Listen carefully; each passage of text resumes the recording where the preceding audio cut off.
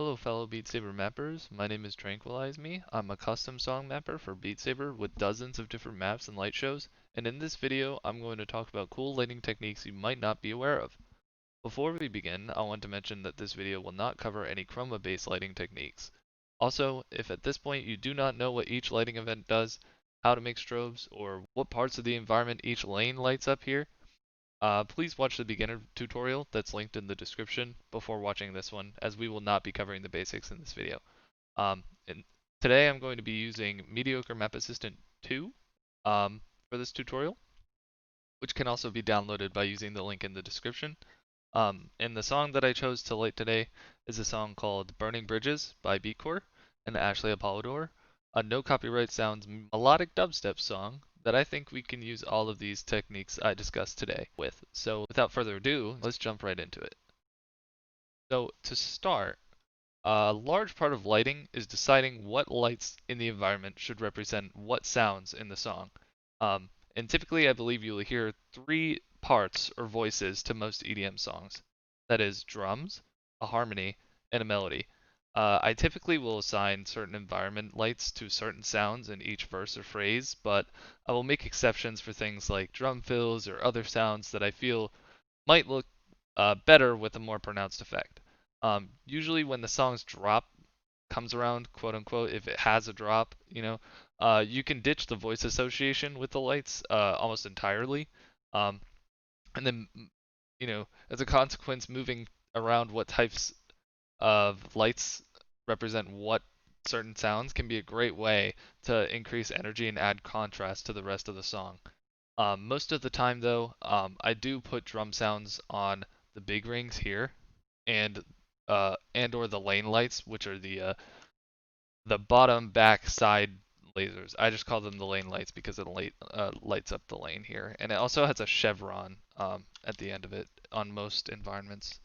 Um, Bass drums, typically they look good on the big rings as they're loud and bellow in the environment. And then snare drums often look nice on the lane lights as they're crisp and higher pitched, but they also have a resonance to them. So filling up that center space with a few crisp lighting events, it often matches the sound quite nicely. The rest of the sounds you can usually map to the right and left lasers and the back top lights. Um, the back top lights, these over here on the left, might be good for hi-hat sounds and for parts of the song where it gets softer, because these lights typically only light up such a small space when all the other surrounding lights are turned off. Um, Lasers, I think, are good for representing sustained melodic and harmonic sounds. For instance, synthesizers. Being able to change their speed also makes them able to show intensity of the music as well. And there are some advanced techniques which look really good on lasers as well. So let's talk about what I did here. So first off, I'm just going to play this section for you so you guys can get an understanding of how it looks. Blinded by the ones I lost, connecting lines of which we... Okay, so I chose to voice the bass drum and the snare, or the bass drum. There is no snare drum in this section. I chose to light those on the lane lights and the big rings. So I'm going to show you what that looks like on its own. Delete everything else. I'm going to leave the laser resets because they don't matter because we're not using lasers. Blinded by the ones I lost, connecting lines of which... So that's me voicing the bass drum, right? Now let's take a look at what I did with the harmony, the synthesizer. I did not light the voices I did not light Ashley Apollodor's voice in this section here, because sometimes you just have to make those decisions of what you want to light. And I think it's really hard to light voices sometimes because they're like rubato and they don't follow a certain BPM. They don't follow a rhythmic structure as often as like synthesizer. So let me show you what this looks like. Blinded by the ones I lost, connecting lines of which we crossed. So I actually use a few other techniques in there that I'll discuss later in the video, but we'll leave it at that for now. So I've added everything else back. So you saw the melody and the bass drums, or the harmony, I'm sorry, the bass drum.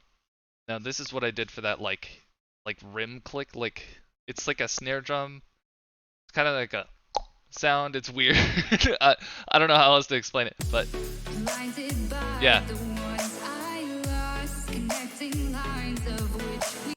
Yeah, it's like it's not a big hit, but like it deserves its representation, right? So I put it there. So and to show you again what it looks like.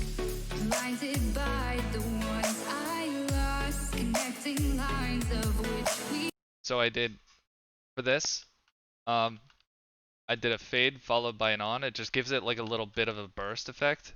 I use these lasers to reset the position every time the synthesizer hits another note. And then I made, these are actually 3/16 apart here. I think that typically looks good around like 140 or 150 BPM for the big drums, like the for hits like that. I think if you extend it out, you kind of lose that like punch. Yeah, you definitely lose the punch if you extend it out too far. So I typically make it like within a quarter beat. Okay, so that's voicing. Next section that I want to talk about is flutters. So flutters, that's what I call them. That's not what other people call them, but that's what I'm going to call them in this video. They're fade-on strobes. It's a different type of strobe where the light doesn't oscillate between on and off states, but it rather oscillates between brighter and dimmer lights. So you can make a flutter by placing a fade event before. Sorry, this is not lined up. Hold on. There you go. Okay. So you can make a flutter by placing a fade event right before an on event. So the start of a fade or a flash event is about 37% brighter. I think this is in the game's code that's written. Than an on event. So by putting an on event directly after a fade or a flash, it causes a quick shift in brightness. So I'm gonna actually show you if I don't know if you can see it kind of like the lights fluttering there. Let me slow it down. Yeah, can you see that? All right. So if you want to create the full effect, you just repeat it, right? This is a flat or a fade, followed by an on, followed by a fade, followed by an on, etc. I actually don't use flashes almost at all in all of my lighting, just because you can do everything that you need to with fades and ons. So if you space out the fades and the ons too far from each other, they won't be as impactful. But if you put them too close, you might not be able to see it based on you might not be able to see the effect based on a refresh rate of headsets. So you have to keep that in mind. This is a 1/16 strobe right here, and this is 140 BPM in the song. So you can also use just a single fade on, like this, to create a more impactful on event, right? So like if you did something like this laser here would flash on and then go down to a solid quicker. Like it would be a flash event, but it would be faster and it would be more impactful. And you know, flashes are sometimes hard to notice. This would make it easier to notice when you're doing the quick brightness and then down to a solid. So let me just show you. I used flutters for the synthesizer here. Yeah, that's basically where I use the flutter. So just listen to this part and watch.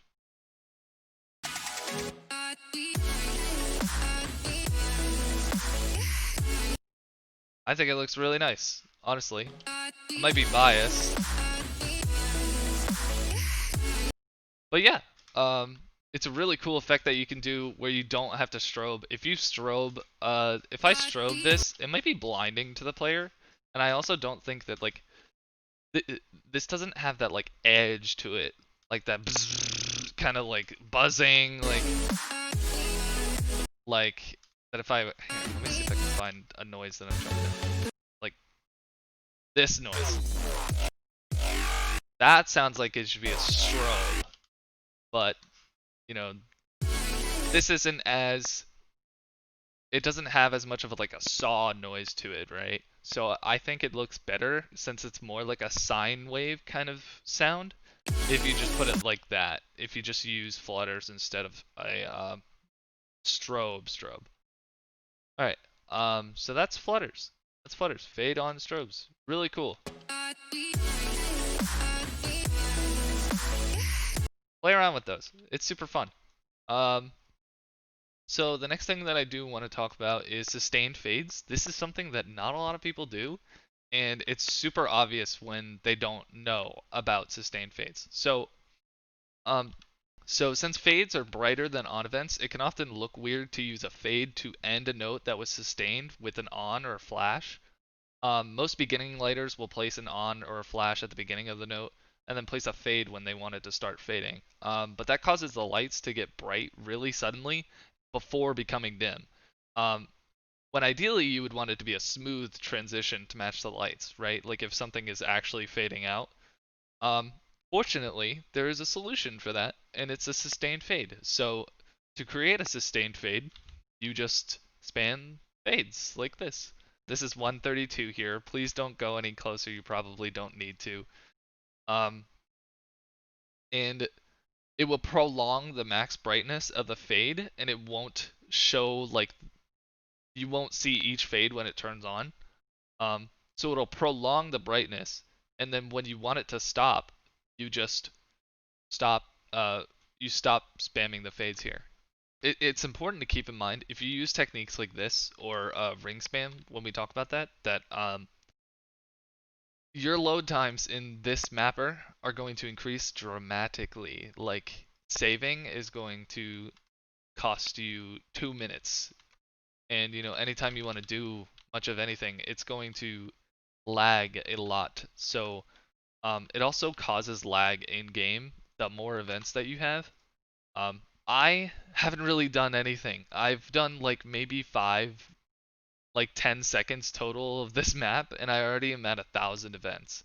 That's before ring spam or anything like that. So make sure that you don't overuse some of these techniques that we talk about, because otherwise you're going to make people's game, like in-game games, lag. And after loading multiple songs with tons of events, load times increase in Beat Saber. Let me show you how these sustained fades look. Burning bridges to the ground.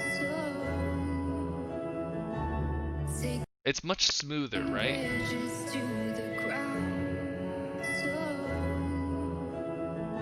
Yeah. So that's what you can use sustained fades for. I usually use them on the last note of like every song that I map ever. Just because it sounds good and it's probably what should be there. Um, so next thing that I want to talk about are laser speed resets. Um, this is a really cool way to add a different voicing to your a different type of voicing to your lasers. Um, as you probably already know, laser speed events are used to control the speed at which the lasers oscillate, but there's some interesting ways that this behaves. What you might not have noticed is that the laser speed events cause the lasers to snap to a random position in their oscillation, assuming that you didn't set the speed to 0. 0 is a default state where it always goes to the same spot and it doesn't oscillate at all. You can use this to illustrate changes in the pitch of a note or a different attack of a note of the same pitch. You can also use them on each laser in quick repetition to add intensity and chaotic effect. I like that. I personally use that a lot in my maps, especially in like builds and stuff like that. Another thing to note is that zero speed lasers, I already said this, but it's worth repeating. They always reset to one specific location. So, for instance, if I show you this, yeah, they always go to the same spot. In mediocre mapper, it's not exactly like this. In big mirror, it's actually like diagonal at the top above the chevron light. the lasers, and they're all like parallel together um, on each side. It looks really nice for like representing drums or something. Um, or pluckier bouncy sounds too as well. So let me just show you what I did with laser speed resets for this section.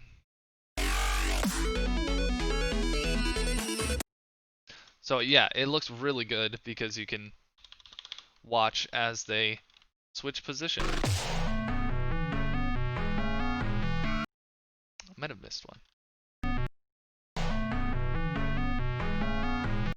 No, I didn't. Okay. Sorry, I'm just paranoid. I think I might have to do that.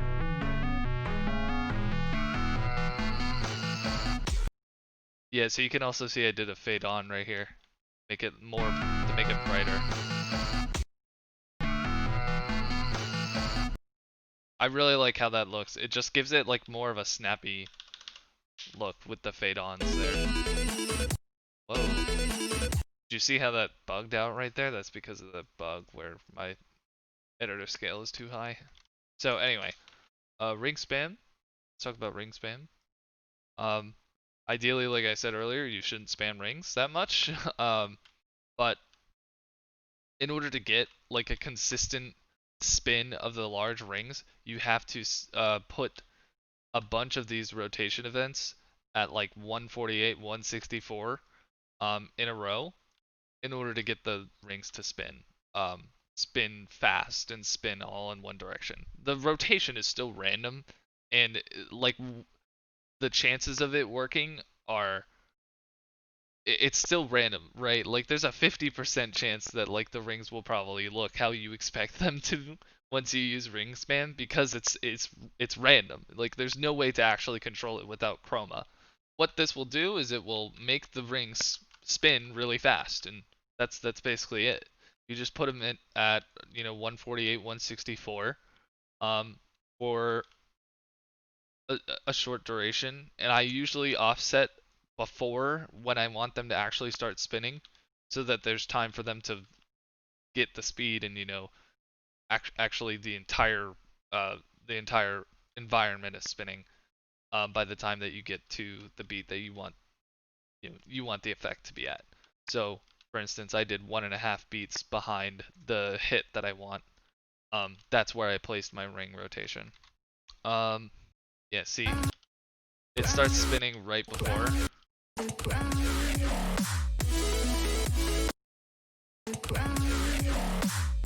Well, this doesn't look right in mediocre mapper, and it frustrates me so much because I want to see how it's gonna look in game, but you just gotta play it in game, in order to see how if these are how you want them to look. Typically, like half a beat for a full beat of ring spin is good, like half a beat of spam. Just be careful you don't over spam. You don't want to make this really take a long time to load or impact people in game.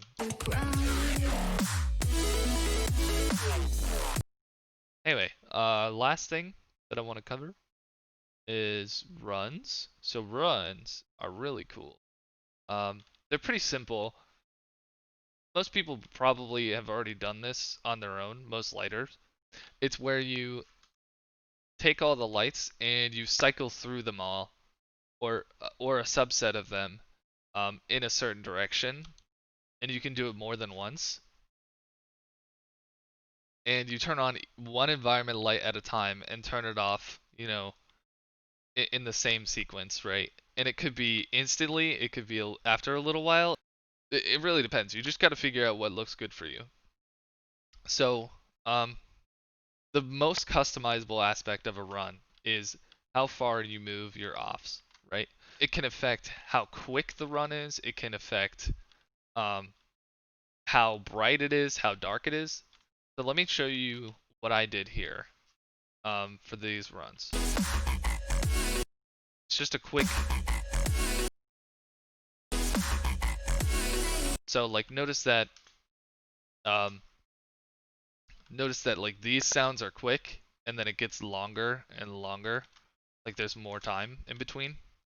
So I moved these farther away from these runs. And then this one's not even a run, it's just all in the same spot. I really suggest that you play around with these um, in the editor and then make sure that you look at it in game. So I have one or two more things that I want to talk about. General advice is to always use more offs, right? A lot of people tend to just change the color of their lights when they want to accentuate a different, hit or something. I think if you put an off, typically like 1/8 to 1/16 before like the new accent of the new note, it can add a different, like, better looking effect. So just try using more off events, Um, it can really make a lot of difference with your lights. Offs are just as important as, any other lighting event. It can provide the exact same intensity. Um, so another thing to keep in mind is when you do strobes, if you do strobes really fast, um, please don't use fades since they're really bright. You should try to use ons, solid ons, if you can. Whenever you do that, it's just not as bright, but it's the same effect. Um, and then also be very careful about doing things like this, strobing things like this. I would suggest staying away from really quick lights like this. They can cause people to have seizures, or it just is blinding. If you want any advice on maps or lighting, just feel free to join the BSMG Discord, which I'll link below, to connect with people like me or some other very talented mappers. They're all in there. Um, you can also look at the wiki, which I highly suggest you also do, to learn about some information with regards to lighting. I'm sure I didn't cover everything that um, you could possibly want to know, but anyway, thank you so much for watching, and I hope you guys have a good day.